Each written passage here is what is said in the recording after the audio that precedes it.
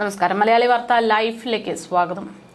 ബാംഗ്ലൂരുവിൽ പഠിക്കാൻ പോയ യുവതി അങ്ങ് കോഴിക്കോട്ടെ വീട്ടിൽ, കാമുകനൊപ്പം അപ്പാർട്ട്മെന്റിൽ, പിന്നാലെ മരണം. ആത്മഹത്യയോ കൊലപാതകമോ? കോഴിക്കോട് നിന്ന് പുറത്തു വന്നിരിക്കുന്ന മരണവാർത്ത ഏറെ ഞെട്ടലോടെയാണ് ആ വീട്ടുകാരൊന്നടങ്കം കേട്ടത്. കാരണം മാസങ്ങളായി ബാംഗ്ലൂരുവിൽ പഠിക്കാൻ പോയിരിക്കുന്ന മകൾ എങ്ങനെയാണ് കോഴിക്കോട് എത്തിയത് എന്നുള്ളതാണ്. ഇപ്പോൾ പുറത്തുവരുന്ന റിപ്പോർട്ട് പ്രകാരം കഴിഞ്ഞ 24-ാം തീയതി പെൺകുട്ടി കോഴിക്കോട് എത്തിയിട്ടുണ്ട്. അതിന് ഇങ്ങോട്ട് ആ കുട്ടി ആ ആൺസുഹൃത്തിനൊപ്പമായിരുന്നു താമസിച്ചതെന്ന് പറയുമ്പോൾ ഈ ബന്ധുക്കൾക്ക് വിശ്വസിക്കാൻ പറ്റാത്ത സാഹചര്യമാണ്. മരണം അതൊരു കൊലപാതകത്തിനുള്ള എല്ലാ സാധ്യതയുണ്ട് എന്ന് ആരോപിക്കുകയാണ് പെൺകുട്ടിയുടെ കുടുംബം. കോഴിക്കോട് എരഞ്ഞിപ്പാലത്താണ് പെൺകുട്ടിയെ ആൺസുഹൃത്തിന്റെ വാടക വീട്ടിൽ അഥവാ അപ്പാർട്ട്മെന്റിൽ തൂങ്ങി മരിച്ച നിലയിൽ കണ്ടെത്തിയിരിക്കുന്നത്. അത്തോളി തോരായി സ്വദേശിനിയായിട്ടുള്ള ആയിഷ എന്ന് പറയുന്ന 21 വയസ്സുകാരിയാണ് ആത്മഹത്യ ചെയ്തതായി മനസ്സിലാകുന്നത്. മൃതദേഹം ആശുപത്രിയിലേക്ക് മാറ്റി. സംഭവത്തിൽ ആൺസുഹൃത്തിനെ പോലീസ് കസ്റ്റഡിയിലെടുത്തു. ഇയാൾ ജിം ട്രെയിനറായിട്ടാണ് ജോലി ചെയ്തു വരുന്നത്.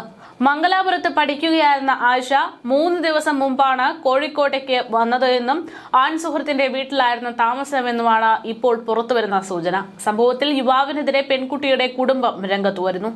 ആയിഷ റഷ ആത്മഹത്യ ചെയ്യില്ല എന്നാണ് ബന്ധുക്കൾ പറയുന്നത്. കൂടെയുള്ള പുരുഷ സുഹൃത്ത് ബഷീറുദ്ദീൻ ഭീഷണിപ്പെടുത്തി പെൺകുട്ടിയെ പലതവണ ഉപദ്രവിക്കാൻ ശ്രമിച്ചിട്ടുണ്ട് എന്നാണ് കുടുംബത്തിന്റെ ആരോപണം. ആയിഷയെ ഇയാൾ മർദ്ദിച്ചതായിട്ടുള്ള തെളിവുകൾ സുഹൃത്തുക്കൾ തന്നെ തങ്ങളോട് പറഞ്ഞു എന്ന് ബന്ധുക്കൾ വ്യക്തമാക്കുന്നു. 2 വർഷമായി ഇരുവരും അടുപ്പത്തിലാണ് എന്നും ബന്ധുക്കൾ ചൂണ്ടിക്കാട്ടി. ബഷീറുദ്ദീൻ തട്ടിപ്പുകാരനാണ്, ഇയാൾക്ക് താക്കീത് നൽകിയിരുന്നു. ബഷീറുദ്ദീനാണ് ആയിഷയെ ആശുപത്രിയിലേക്ക് എത്തിച്ചതെങ്കിലും പിന്നീട് ഇയാളെ കാണാതായി എന്നും അതിൽ സംശയമുണ്ട് എന്നുമാണ് ബന്ധുക്കൾ പറയുന്നത്. 3-4 ദിവസം മുമ്പാണ് ആൺസുഹൃത്ത് ബഷീറുദ്ദീന്റെ വീട്ടിലേക്ക് ഈ പെൺകുട്ടി എത്തിയതെന്നാണ് സൂചന. ആയിഷ റഷ കോഴിക്കോട് എത്തിയെങ്കിലും അത്തോളിയിലെ വീട്ടിലേക്ക് പോയിരുന്നില്ല.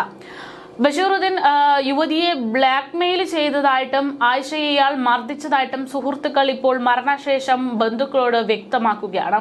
ഇതേ തുടർന്നാണ് യുവതി ജീവനൊടുക്കിയതെന്നുള്ള സംശയത്തിലാണ് പെൺകുട്ടിയുടെ കുടുംബം. കോഴിക്കോട് അപ്പാർട്ട്മെന്റിലേക്ക് ആൺസുഹൃത്തിനൊപ്പം പോയ പെൺകുട്ടി പിന്നീട് എന്തുകൊണ്ടാണ് വീട്ടിലേക്ക് പോകാൻ വിസമ്മതിച്ചത് എന്നുള്ള ഏറ്റവും പ്രധാനപ്പെട്ട ചോദ്യമാണ് ഈ ഒരു വിഷയത്തിൽ ഇവിടെ നിൽക്കുന്നത്. പെൺകുട്ടി 24-ാം തീയതി നാട്ടിൽ എത്തിയിട്ടുവെങ്കിൽ പോലും എവിടെയാണ് എന്നത് വീട്ടുകാരോട് പറഞ്ഞിരുന്നില്ല. വീട്ടുകാർ ചിന്തിച്ചിരുന്നത് അവൾ പഠിക്കാൻ പോയിരുന്നു എന്നുള്ളതാണ്. മരണമായിരുന്നു അവളുടെ തീരുമാനമെങ്കിൽ അത് അവൾക്ക് ആ പഠിക്കുന്ന സ്ഥലത്ത് വെച്ച് തന്നെ ആകാമായിരുന്നു എന്നും ഇവിടം വരെ വന്ന് ആത്മഹത്യ ചെയ്യേണ്ടുന്ന ഒരാവശ്യം ഇല്ലായിരുന്നു എന്നും യുവാവ് പെൺകുട്ടിയോട് അതിക്രൂരമായിട്ടുള്ള പ്രവർത്തനങ്ങളാണ് കാണിച്ചതെന്നും ബന്ധുക്കൾ ആരോപിക്കുന്നു. അതേസമയം ചിരവ ഉൾപ്പെടെയുള്ള വസ്തുക്കൾ ഉപയോഗിച്ച് പെൺകുട്ടിയെ ഇയാൾ മർദ്ദിച്ചതായിട്ടാണ് ഇപ്പോൾ സുഹൃത്തുക്കൾ ഉന്നയിക്കുന്ന പ്രധാനപ്പെട്ട ആരോപണം. മണിക്കൂറുകൾക്ക് മുമ്പ് ഈ പെൺകുട്ടി തങ്ങളുടെ ബന്ധുക്കളോട് സംസാരിച്ചിട്ടുണ്ട്, മെസ്സേജ് അയച്ചിട്ടുണ്ട് എന്നൊക്കെയാണ് ഇപ്പോൾ പെൺകുട്ടിയുടെ ബന്ധുക്കൾ പറയുന്നത്. ഇൻസ്റ്റഗ്രാമിൽ സജീവമായി പ്രവർത്തിച്ചിരുന്ന അല്ലെങ്കിൽ ഇൻസ്റ്റഗ്രാമിൽ മരണത്തിന് 1 മണിക്കൂർ മുമ്പ് വരെ സജീവമായിരുന്നു എന്നും ബന്ധുക്കൾ പറയുന്നു. തങ്ങളോട് മെസ്സേജ് അയക്കുമ്പോൾ യാതൊരു പ്രശ്നമോ സങ്കടമോ ഉള്ള രീതിയിൽ ഒന്നും തന്നെയായിരുന്നില്ല ബിഹേവ് ചെയ്തത്. ഏറ്റവും നല്ല രീതിയിൽ, ഒരു കുഴപ്പവുമില്ലാത്ത രീതിയിലാണ് പെൺകുട്ടി മെസ്സേജ് അയച്ചിരുന്നത്. അതുകൊണ്ട് മണിക്കൂറുകൾക്കിടയിൽ സംഭവിച്ചിരിക്കുന്ന ഒരു മരണമോ കൊലപാതകമോ ആകാം ഇത് എന്നാണ് ബന്ധുക്കൾ പറയുന്നത്. 2.5 വർഷം മുമ്പ് ഇരുവരെയും ചേർന്ന് ഒരിടത്ത് തങ്ങൾ കണ്ടിട്ടുണ്ട്. അപ്പോഴാണ് അവർ ഒരുപക്ഷെ ഈ പറയുന്നത് പോലെ റിലേഷനിലാകാം എന്ന് മനസ്സിലായത് എന്നാണ് ബന്ധുക്കൾ ഇപ്പോൾ ഈ ഒരു സാഹചര്യത്തിൽ പ്രതികരിക്കുന്നത്. ഇവിടെ ഏറ്റവും വലിയ സംശയത്തിന് കാരണം, അതായത് പെൺകുട്ടി ആത്മഹത്യ ചെയ്തതാണോ അഥവാ കൊലപ്പെട്ടതാണോ എന്നുള്ള സംശയം ഉയരാനുള്ള പ്രധാന കാരണം എന്ന് പറയുന്നത് ഈ ആരോപണ വിധേയനായിട്ടുള്ള അല്ലെങ്കിൽ പെൺകുട്ടി മരണപ്പെട്ടിരിക്കുന്ന വീട്ടിലെ ഉടമ അല്ലെങ്കിൽ വീട്ടിന്റെ വാടക കൊടുത്തുകൊണ്ടിരിക്കുന്ന ആ യുവാവ്, പെൺകുട്ടിയുടെ ആൺസുഹൃത്ത്, അയാളുടെ പ്രതികരണങ്ങളാണ്.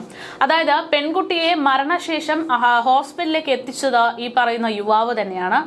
പക്ഷേ അവിടെ ആരാണ് ഇത് എന്ന് ആദ്യം ചോദിച്ചപ്പോൾ പറഞ്ഞത് അതെന്റെ ഭാര്യയായിരുന്നു എന്നാണ്. പിന്നീട് വേറെ ഒരു ചോദ്യമോ ഒരു ഇടപെടലോ ഒന്നും തന്നെ ഉണ്ടായിരുന്നില്ല.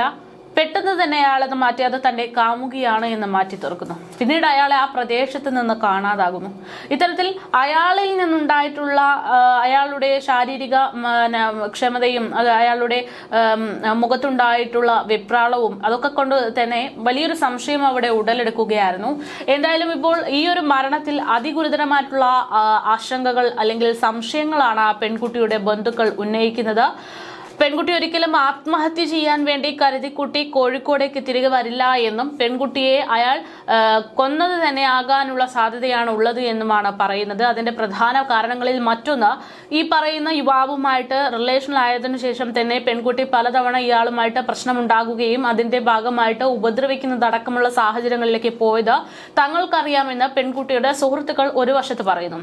മറുവശത്ത് കഴിഞ്ഞ ദിവസം ഓണാഘോഷവുമായി ബന്ധപ്പെട്ട ഇരുവരും തമ്മിലൊരു ചർച്ച ഉണ്ടായതായിട്ടുള്ള സൂചനകളും പുറത്തു വരുന്നുണ്ട്. പെൺകുട്ടി 4 ദിവസം മുമ്പ് അല്ലെങ്കിൽ 24-ാം തീയതി കഴിഞ്ഞ് ഈ വീട്ടിലേക്ക് യുവാവിന്റെ വീട്ടിലേക്ക് വാടക വീട്ടിലേക്ക് എത്തിയതിനു ശേഷം ഇത്രയും ദിവസം നാട്ടിലുണ്ട് എന്ന് വീട്ടുകാരോട് പറഞ്ഞിരുന്നില്ല. പിന്നീട് ഓണാഘോഷത്തിന് തനിക്ക് പോകണമെന്നുള്ള ആവശ്യം ഉന്നയിച്ചപ്പോൾ യുവാവ് അതിന് വിസമ്മതിച്ചതായിരിക്കാം പ്രശ്നത്തിലേക്ക് കലാശിച്ചത് എന്നുള്ള സൂചനകളാണ് പുറത്തുവരുന്നത്. എന്തായാലും യുവാവിന്റെ മൊഴി കൂടെ ഈ ഒരു കേസിൽ നിർണായകമാണ്. പോലീസ് അതിനുവേണ്ടിയുള്ള ശ്രമത്തിലാണ്. പെൺകുട്ടിയുടെ മരണം അതിൽ ദുരൂഹതയുണ്ട് എന്ന നിലപാടിൽ തന്നെയാണ് ബന്ധുക്കൾ ഇപ്പോൾ നിലനിൽക്കുന്നത്.